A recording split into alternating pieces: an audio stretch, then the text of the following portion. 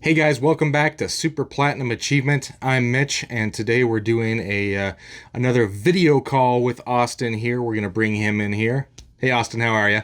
How's it going? I'm here remotely, I guess you could say. So circumstances Yes, yeah, arose, remotely. and we had to do it this way, like a video in the past. So it's not like this is completely new. So Yeah, yeah, and it's always quicker to get a video out instead of having to say, hey, come on over, let's record real quick. We can do it this way.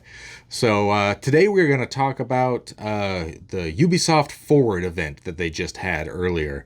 And remember, if you like these kinds of videos, make sure to give us that thumbs up, subscribe, check out our channel and our other videos, and we look forward to seeing you later.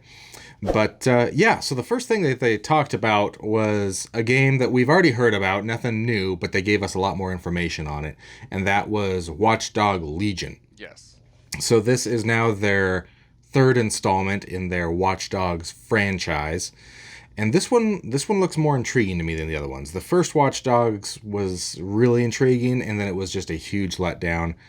So to me, I never even gave Watch Dogs 2 a chance because Watch Dogs, the first one, was so blah to me. I did the same exact thing. I was so hyped for the first Watch Dogs, and I played probably an hour or two of it, and literally went and returned it because I thought it was just so boring. But yeah, this one looks way more, I guess, large scope compared to the last ones, and I think that's what they're going for. Yeah, and the really interesting thing about this one of the things they emphasized right off the bat was you can play as anyone. You'll start out as someone obviously, but then you walk the streets of London, and anybody you see that you want to try and recruit, you can recruit them to your resistance group and then add them to your squad, and you can play as them whenever you want. So they showed all the different people that you can kind of be as and their different abilities, and that was really cool. A different thing that we really haven't seen in big title games like that. Yeah, because it's like each character has a different set of skills or abilities or what they can bring to the table. So they showed off, Yeah. them doing a mission. They're like, all right, let's rewind that and do it with another character, and it was like a totally different style of way they did it, which I thought was really cool. And it could definitely, that means that Yeah. game is going to be so different for everyone who plays it, which is super cool because everyone's going to have a different experience, and they're going to write about or talk about, oh, this was my experience with Watch Dogs Legion. How was your gameplay through? And I think it's gonna bring up a lot of dialogue. It's going to give it a lot of replayability as well. I mean, you can go through and play as, the construction worker and do a lot of things like that and just be like a brawler. And then you can go back and be the professional hitman and do it completely different and add a completely, almost like you're playing a new game. Obviously, the story is going to be the same, but it's going to be completely different gameplay. And as far as the story goes, what that is, it's based in a futuristic London where a private company, which we've seen this idea before, a private company has become the military, and they are kind of in control of the city. Call of Duty There's Advanced Warfare. modern, That's what I was. yeah, there you go. Yeah, Call of Duty Advanced Warfare was that same thing. But yeah, so that's nothing new to the video game world. But then at the same time, there's this big time crime syndicate, and they're kind of going to be battling against each other, which is kind of cool, and how that's going to work. And you're trying to infiltrate both of them while you're this resistance trying to bring peace and order back to at least London, if not the world. I imagine is under chaos right now. The next one they talked about was a free game that's on the consoles right now, and that's Brawlhalla. Brawlhalla. Yeah, it's kind of like a Smash Bros. S game, and that's one that they just basically said, hey, Brawlhalla is now coming to mobile, which is cool. You can do cross play on it, and you can also customize your controls on mobile. So they didn't really go into depth on that. They're just like, hey, fun little game. It's coming to mobile. I have played Brawlhalla on PS4, and it's pretty fun. So It yeah, if is. you don't have Smash Brothers or something, it's a good alternative. I think it's pretty cool and creative. So Yeah, yeah. yeah, that was kind of cool. It's nice that they support this kind of stuff and bring it to anyone. And what I thought was interesting is the iOS and Android can cross-play with any platform, so you can play with PC and Yeah. PlayStation and stuff. So I thought that was kind of interesting. So that was kind of cool. Yeah, yeah. So that'll be a fun little add on to that game. Nothing huge there. And then they also had another mobile game that they just mentioned, and that's Might and Magic: Era of Chaos. It's a little RPG mobile game that's out now, and it looks like fun. I've never gotten into the RPGs on mobile. When I do RPGs, I'm much more like I want to be on a console. I want to be fully immersed. I don't want to be playing, while I'm walking around the house or sitting in the kitchen, something like that. So that's probably not one I'm gonna touch, to be honest. But there are a lot of avid mobile gamers out there. And then the next game they went on to is a new Tom Clancy game, and well, it's not a next Tom Clancy Vegas or something like that. It's Elite Squad, Hmm. and it was a really cartoony. I don't know exactly what the premise of it is, but it showed off really fan favorites from different Tom Clancy games like Sam Fisher, several operators from Rainbow Six Siege. They actually had El Sueño from Ghost Recon Hmm. Wildlands. That you're like rescuing, which is funny because he's like the main bad guy in that game. Yeah, And so it's kind of interesting. I don't know if that's a mobile game or if that's an actual they like didn't full-fledged game. they didn't give us a lot of information about it. They just gave us that little demo. I don't know if it's a game. It looks like Fortnite, the style. So I'm wondering if it's just gonna be Mm-hmm. like something like that where it's going to be a free to play game. I imagine it doesn't look like it's a game that's going to be, dive into kind of thing. It looks like a very casual gamer sort of thing. Yeah, unless it's just like a top-down tactical. Who knows? I don't know. I Yeah. feel like I've heard about it before, but I haven't seen anything on it, and then this didn't really explain too much either, uh, besides the fact that it just exists really. So Right. Yeah. So they didn't give out a lot of we'll information see on more it. on So, that. They gave no release date or anything, right. so I don't really know. Yeah. And then But speaking of yeah, following on that, Tom Clancy, they just did a really like quick thank you for the Rainbow Six Siege players, which is now at 60 yeah, million players, and that's a lot of 60 people. million. Yeah, that is the game I have been playing for almost the full time since it's been out. I've kind of taken a break of it. Recently, I haven't played it. I think I've missed like the last two seasons. Uh, which is fine. It's like games like that you can always go back into, and it's always nice Yeah. coming back when there's new operators, new maps and stuff, and stuff to relearn. And they did, they made the joke of like addressing all the issues that the game has, which has had its share of issues, but every game As does. does most games. But Yeah.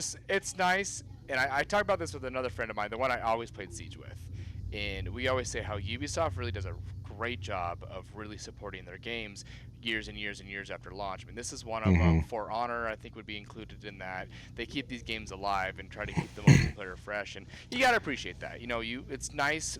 When you buy a game, it's kind of an investment, and it's nice when they are still putting stuff into that investment for you to play. So Right. really nice Whereas to see like that. I unlike really appreciate that. unlike, like a game like Madden, you spend $60 on a brand new Madden game and the next year it's out of date. You can only get the updated rosters for a little bit until you have to buy the new game where it's going to update the actual updated rosters. Whereas this one, I mean, Yeah, they're and they what, going on year 6 is what they said, right? yeah, they just finished year 5, and they said they Hmm. still got 10 more years of this game, which Yeah. I Yeah. think's crazy. So I don't know if they're gonna do kind of like what Overwatch is doing, is they're releasing an Overwatch 2, but it's just gonna be essentially the same game. It's just Right. gonna be Same updated. thing with So it makes me Fortnite. wonder if we can see a Rainbow Six Siege 2, and just so it gets re-released to the next gen consoles, and it maybe gets like a pretty good quality of life upgrade and polish and stuff like Yeah. that. So we'll see. Y- I mean, it's hugely popular. So Yeah. Yeah. I think it'll be alive for a long time. Just with, transactions here and there and, season passes and, yeah, whatever they decide to do for they that. kind of got into that with the season pass like later, like I think the Hmm. last season or two. That's when they started doing it. So Right. And then the next game, this is a new game. It's another battle royale going into that mode, and it's it's Hyperscape. like battle royale meets Ready Player One is essentially what it That's is. exactly what I got from it. I wrote that in my notes. I wrote Ready Player One. So Hyperscape, you are in a world. It was 2054 is when it takes place, and they have a company called Prisma has developed a VR where you can go in and battle it out, just like how they are in Ready Player One. Well, not just like, but very Mm-hmm. similar. And you're And the fighting for point the of this crown. is, yeah, you're fighting for the crown. The point is this of this is that the hyperscape has been hacked and something is going wrong. People are disappearing. People are actually getting hurt inside the hyperscape, and they're trying to figure out what's going on and dive in and see what's what needs to be Which I find fixed. interesting because it's like it's a battle royale, which in and Uh of huh. itself is that's what you're there for. But they try to put this whole world of story behind it, which I could Yeah. find pretty interesting. So maybe, because I know some games have done that. I know lately Apex Legends has kind of put story into their game, and Fortnite's obviously kind of got its own little lore. I guess PUBG kind of does as well, and Call of Duty's kind of done the same thing of like why the battle royale actually exists in the world, and so Right. it's kind of interesting that Ubisoft is actually doing that, but actually putting a full like it was a Full cinematic trailer a essentially what we backbone watched, to which it. is kind of Yeah. yeah. It's not just jump out of this and shoot each other till you're the last person alive. It's no, Right. Yeah. there actually was a lot more to that, which I'm pretty interested in, and I actually might download the PC beta, which is actually available now, Yeah. and maybe I'll kind of get my reactions on that. I can discuss that. So Do it. I it'll be don't have interesting. a good gaming PC. I have not invested in that yet, so I'll have to rely on your So yeah, wisdom maybe I'll get for back on that. that and try it out. So So yeah, and they talked about a yeah, little but bit of the then gameplay, which we've already seen the yeah. gameplay in that. They had a very own Hyperscape event a couple weeks ago. So they've got in the game there are these things called hacks, and you can get 2 hacks per game, and you can swap them out as well. But you can only have 2 hacks at once, and these hacks are basically different abilities or powers. So you can like teleport, you can bounce around as a ball, and all these fun things that will help you create your strategy for playing the game. Yeah, because that's what you gotta do now in the world of battle royales. Is there's so many, and you gotta do Yeah, the one thing that makes you unique to the other one. So right. that's their stance. It looks like verticality and climbing and stuff like that is a big part of it, but also these hacks and abilities that can change the gameplay at any moment. It's not just straightforward shooting. It's all of a sudden you can Right. teleport next to your enemy and then you can kill them there. Or they showed them like build a giant wall, then they actually jumped over it with like a grenade launcher or something. So it can Yeah. change like part of the gameplay, and I'm actually pretty curious. I mean, I always love trying out a new Yeah. battle royale and see if That it one looks like a sticks lot of up with the fun. others. So Now we don't know when it's going to be available on any consoles yet. They did say they are working with next gen consoles for it to come out, so we know it is coming to consoles. But they didn't give us any sort of timeline on when. But that game does look exciting. The big thing that they're also doing with this is the Twitch extension. So when that's somebody's right. streaming on Twitch, the Twitch viewers have the ability to influence the game by voting on what the new, event is going to happen to change that game. And that's really cool Yes. because Twitch and streaming and YouTube and all that has become such a huge thing for gamers, and now the streamers can engage in the actual gameplay, and that's something we haven't really seen before. So I know games have like attempted that, but Right. there's never like a seamless like built into the architecture of the game. So if it's Exactly. done really well and actually seamlessly works with Twitch, I can see that being super cool. Because Yeah, usually that's the going to be add-ons a for Twitch have not been great. So yeah. If like I said, if it's a really good or Twitch extension and is seamless, that is going to be a literal game changer. yes, So, but yeah, free to play right now on PC for the beta. And then they also had Phil Spencer come on right after that and said, "Hey, just a heads up, Ubisoft has agreed with Xbox to support smart delivery." And we talked about that just in our last video, actually, on which companies were going to hmm support that. It's official. Ubisoft's going to support smart delivery. So if you get, Assassin's Creed Valhalla on the Xbox One, you will get the upgraded version as soon as you buy an Xbox Series X. So that's cool. They're getting companies to jump on board. Yeah, so then from there they jumped right into Assassin's Creed, which I think everyone kind of saw coming because it's kind of their, I think that's their biggest franchise. I have to say this one looks really cool. I think it will fit right in with at least the last couple have been so well done. So this one definitely looks like it's got that same, well doneness. It looks like it's still doing the RPG kind of more open world, and you get the exploration, and the map's not quite as big as Odyssey, which I think is good. Right. Because that was definitely a problem with Odyssey. It was the game was almost too big. So I'm really excited for this one. They did show off a couple things. Obviously, the main character can be a man or a woman. So whatever your choice is there. Eivor. Eivor could be a male or female. So whatever choice you want to do there, that's covered. They did talk about how the combat is going to be way more like brutal and graphic, because that's kind of more similar to the Viking fighting style, and it did show some dismemberment in the combat of limbs and heads and stuff. Quite a bit. Yeah, so that's been, I feel like that's been a long time coming in Assassin's Creed games, but I guess here we are finally. We'll cross that bridge now and make the fighting a little more realistic. An interesting thing they're doing with this gameplay is they're adding like the settlement factor into it, which is a little bit newer to Assassin's Creed, where when you raid a village that you see along one of these English rivers, you raid it, you take over the land, and then you can form your own settlement, and then you make allies with other Viking settlements or other settlements around.